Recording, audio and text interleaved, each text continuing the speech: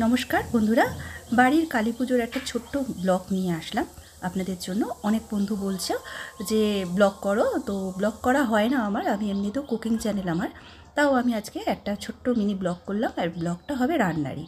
তো এখানে ঠাকুরের ভোগ করছি, বাড়ির আজকে কালী পুজোর ভোগের রান্নাটা। আমার পরম সৌভাগ্য যে প্রতি বছর ঠাকুরের এই ভোগের দায়িত্বটা আমার পড়ে, কারণ বাড়িতে আমি, আমার ছেলে আর হাজব্যান্ড ছাড়া তেমন তো কেউ নেই, তো আমারই দায়িত্ব পড়বে, কারণ বাড়ির পুরো চাপটাই আমার উপর। তাই এটাকে আমি সৌভাগ্য বলেই মনে করি। তো মা আমাকে দিয়ে প্রতি বছর এই ভোগটা করিয়ে নেয়। এখানে ঠাকুরের ভোগের খিচুড়ি বসিয়েছি, গোবিন্দভোগ চালের খিচুড়ি, এটা শুধুমাত্র ঠাকুরের জন্য। তো সেটা আপনাদের দেখালাম। এখানে হচ্ছে ঠাকুরের চাটনি, এখানে টমেটো, আমসত্ত্ব, খেজুর আর কাজু কিশমিশ দিয়ে চাটনিটা করা শুরু করেছি। আমি নিজেই শ্যুট করছি, ছেলেকে বললাম যে একটু শ্যুট করে দে আমাকে, তাহলে আমাকেও দেখা যাবে। তা ও দিল না, তো ঠিক আছে আমি নিজেই করে নিচ্ছি, আর কি করা যাবে। এখনকার ছেলেরা তো বাবা মার কথা অত শোনে না। তো যাই হোক, ঠাকুরের এখানে ভোগ ফলগুলো কাটতে পেরেছি, ঠাকুরের আশীর্বাদে সবটা করেছি নিজে হাতে। এখানে 5 রকম ভাজা ঠাকুরের ভোগটা সাজিয়ে রেখেছি, নারকেল নাড়ু করলাম, আর এখানে নারকেল নাড়ু কিছুটা রেখেছি থালায় ঢেলে, লুচিগুলোও রেখেছি কিছুটা, কারণ সবগুলো না, আমাদের মন্দিরটা খুব বেশি বড় না, তো তাই সব দিলে আমাদের ঠাকুরমশাই বলে সাজাতে অসুবিধা হয়, তাই কিছুটা এখানে মায়ের নৈবেদ্য সাজিয়েছি। একটা বাবা, একটা মা, একটা পঞ্চদেবতা, আর একটা হচ্ছে মানে 9টা, আমাদের এভাবেই নিয়ম।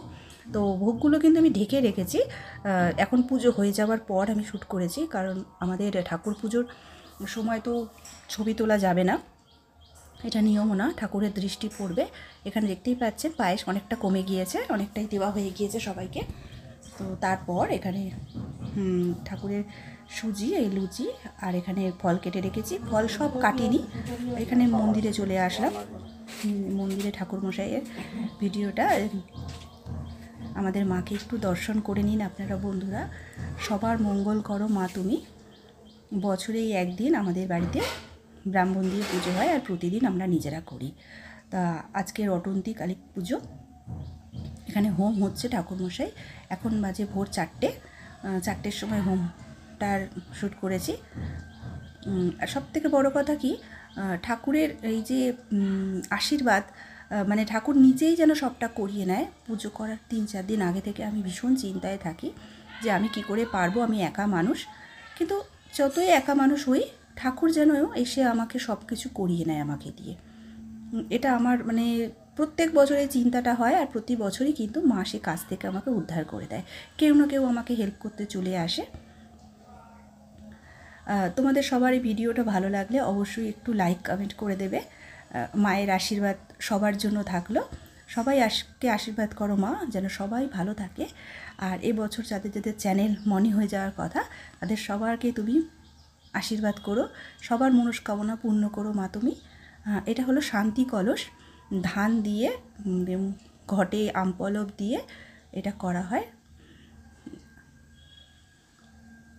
আমাদের মন্দির ছোট বলে না, সমস্ত কিছু যারা পুজো দিয়ে যায় সেই সমস্ত পুজোর প্যাকেট ট্যাকেটগুলো সব মন্দিরে রাখতে পারা যায় না, কারণ ঠাকুরমশাই বসে পুজো করবে, অনেকটা জায়গা লাগে।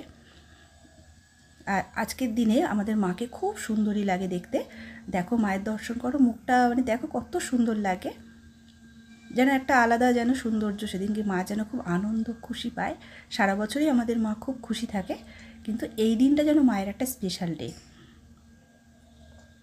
আমি মিনি ব্লগ করতে পারি না অত সুন্দর, তোমাদের মতো করে কথা বলতেও পারি না। যতটুকু পেরেছি তোমাদের কাছ থেকেই শিখেছি বন্ধুদের, তোমাদের কাছ থেকে শিখে তোমাদের মতন করার চেষ্টা করেছি। ভালো হলে লাইক কমেন্ট করো।